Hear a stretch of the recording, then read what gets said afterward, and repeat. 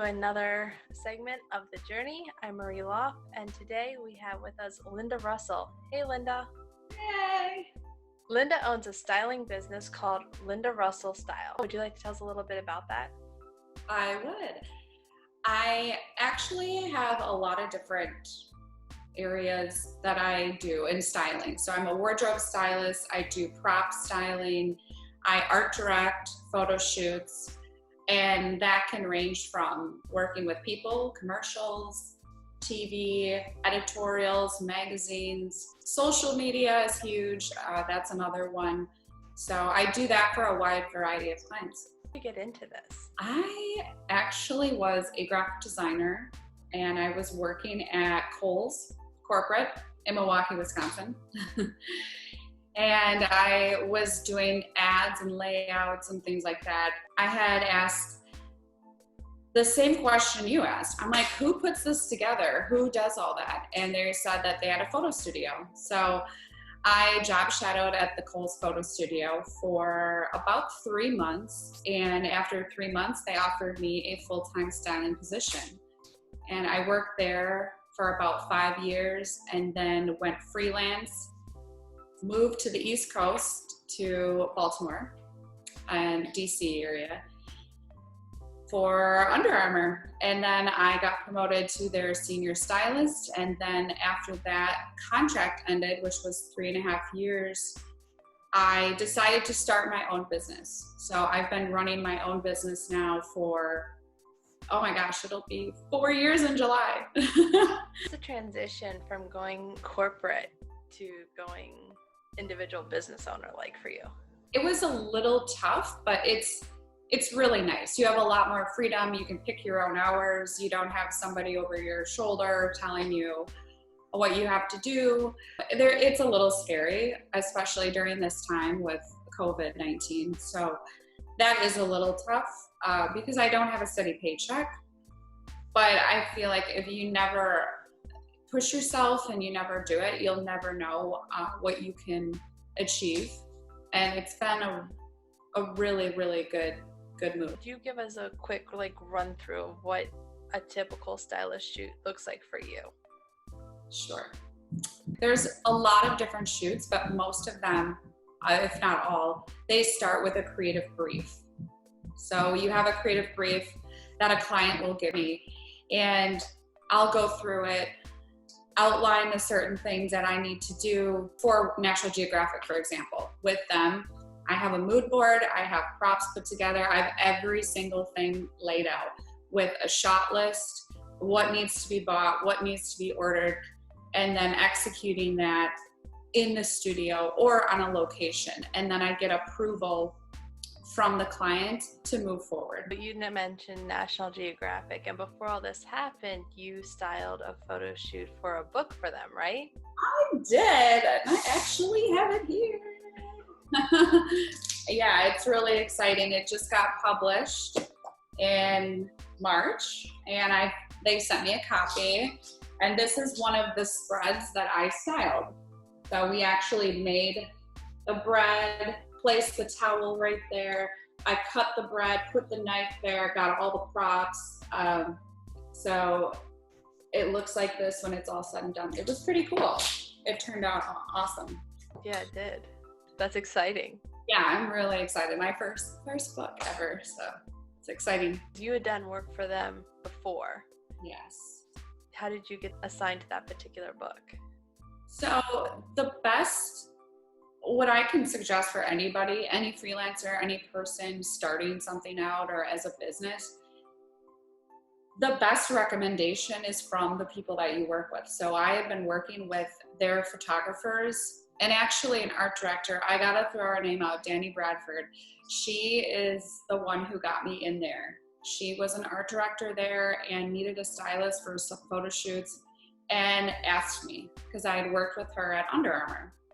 And so the photographers, we have a great relationship. I've been working with them, Mark and Becky. And so they refer me for other jobs. There's a lot of departments and people at National Geographic, and so if they have something coming up or they think that they may need a stylist for, they contact me. Yes. Network is really important. Networking is amazing. Yeah. How is COVID-19 impacting you? It actually has affected me greatly. I am not working. I haven't worked, let's see, March 7th. And it's May. Oh my gosh, it's May already. Unfortunately, a lot of my jobs have gotten postponed due to travel restrictions. I had a job actually in May, and that was postponed. A lot of my jobs, actually all of them, because I can't travel. So that's been a huge disadvantage. What strategies have you been putting in place to try to deal with that? It is a little scary not knowing when we can pick back up and do a shoot and travel. And so I have been working really hard to work on my website, work on myself.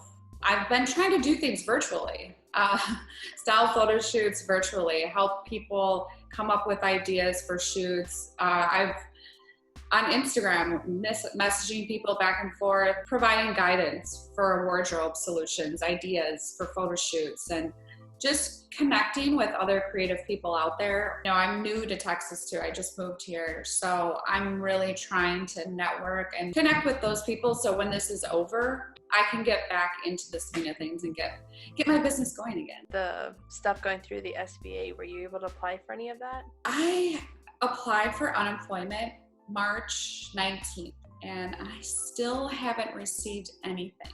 I don't know what's going on. And unfortunately, I didn't work in Texas. I did work, as you know. I mean, I worked at QVC in Pennsylvania, Boscov's, Under Armour, National Geographic, commercials in Virginia, DC, I mean, everywhere, all on the East Coast. They told me that I need to apply for unemployment in the state that I worked the most. And because my agency is in DC and I did a lot of work in DC, National Geographic's in DC, so I definitely applied in DC, and I'm waiting to hear back, but it's just like, it's already May, I haven't received anything.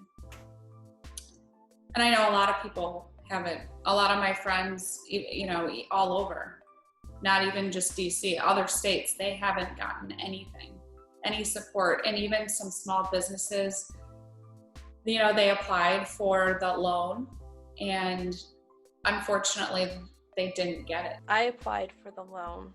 Oh, you Dennis, did? Yeah, and Dennis applied for it. We applied for it the same day. Dennis's company got it. I haven't heard anything. Really? So yeah, I don't know.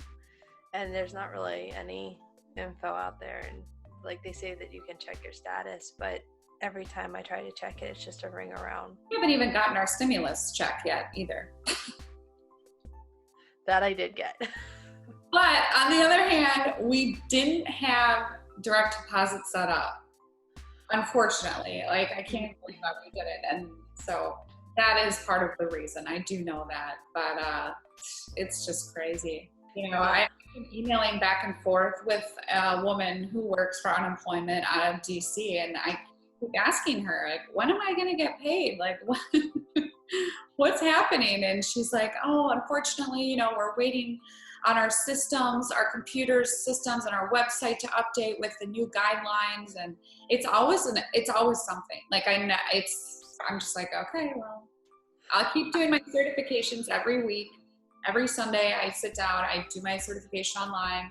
So hopefully I will get back paid for this, but I don't know. That's what they're saying you should. Nobody reached out to Dennis. It was just there when he checked his bank account.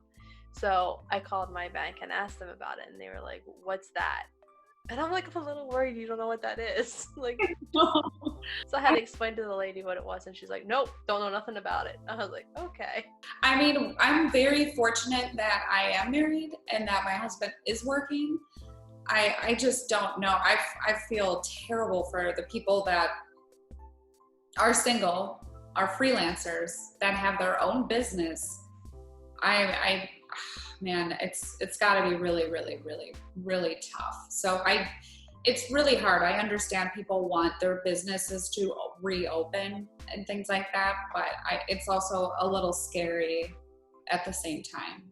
I have some shows coming up over the fall and winter, and I am worried, where will we be at that point? What is this all going to look like? Is that going to happen? Is it going to be safe to happen? We joined a cornhole league in Texas here.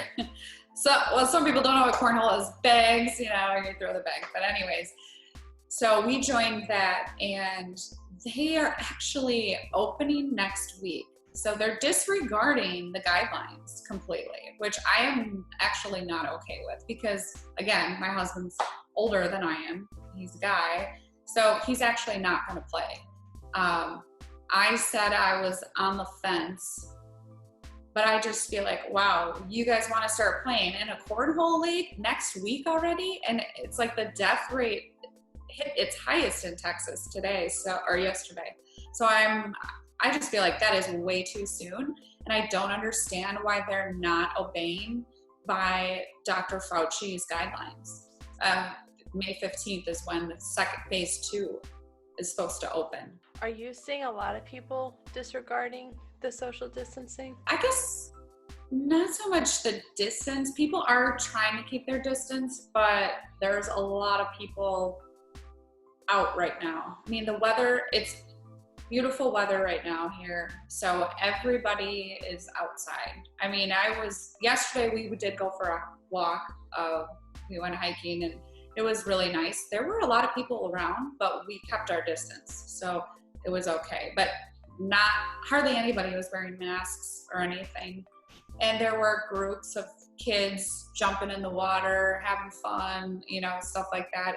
I mean, I know they think that they're immune to it. Like, all the younger people really think that they are immune to it until it happens to them, and then they're like, shit, I shouldn't have been hanging out. Yeah, Dennis was like, I don't understand that. Like, last night he was like, all these people, and I was like, it's that mentality, it can't happen to you till it does.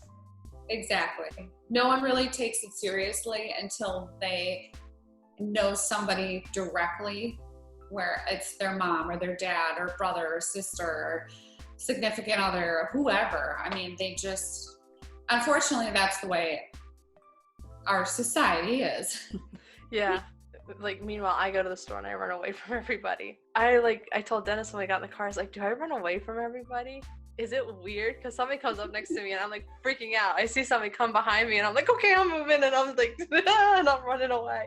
And he was like, I think it's normal given the situation. If you were doing this and it wasn't COVID-19, then it'd be weird. He's like, but I think it's normal.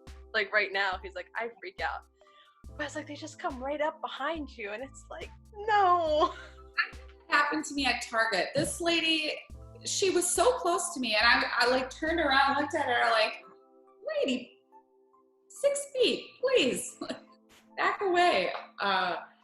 Some people are not abiding by that rule, and I know that there's a lot of different things that people are saying, that actually, if these particles can travel more than 6 feet when they're in the air, and they stay on surfaces for 3 days, and I mean, that's really scary. We wash our hands all the time, and even moving forward with my business too, I mean, I really need to be mindful, when I'm working with actors, talent, models, that I am washing my hands and I'm being sanitary. I actually took a sanitation certification test virtually, got educated about the virus and, bacteria, what can actually be killed and not be killed. And so going forward, I'm definitely going to have wipes, masks, gloves, anything that you can possibly think of, just for my safety and the talent's safety. Do you think after this we're gonna see like a lot of startup businesses, or do you think a lot of people are still gonna want to go back to those 9-to-5s? I think this is a time where people are reevaluating their situation and what they're doing. It's crazy because some businesses are booming because of this. I mean, delivery is insane. And restaurants that are offering curbside pickup, I mean, I know for a fact with Buffalo Wild Wings down here, they are slammed. They are so slammed. It's crazy. Like try to order from them and it takes forever because so many people are ordering. I feel bad for the workers. You know, it's not like we can just, the bartenders, you know, that worked there. I know that they did say that they were offering them shifts to come in and do other jobs at, like, clean out the bar, clean this, you know, we got to sanitize this, sanitize that. So I do think people are, you know, they're trying to think of other ways that they can earn income. And I think that's great. As we start to transition towards the end of our vlog, is there anything that you would like to say? This COVID is really hitting people hard. So just stay safe, stay positive, and be happy. What advice do you have for people in the same boat as us right now? Oh man. I mean, it's basically the same I just said. You gotta stay positive and keep working, keep pushing yourself and thinking of new ways to run your business. After we start getting out of this and we start rebuilding, if people need you, how do they find you? You can find me on Instagram at Linda_Russell Style, and my email or my website. It's lindarussellstyle.com. Same thing, email lindarussellstyle@gmail.com. So I'm available. Thank you so much for joining us today. Thank you so much for having me. Take care. You do the same. Thank you so much for joining in for another episode of The Journey. Until next time, stay safe, stay positive, and please stay inside. Cooking skills have definitely improved, which is a bonus for a husband. Dang it. The question I was going to ask you came back, and then it's again. My neighbors are vacuuming right now. I mean, it's crazy, man. Oh my gosh, really? I love zucchini. So I know, right? They're a bunch of weirdos. Who doesn't like zucchini?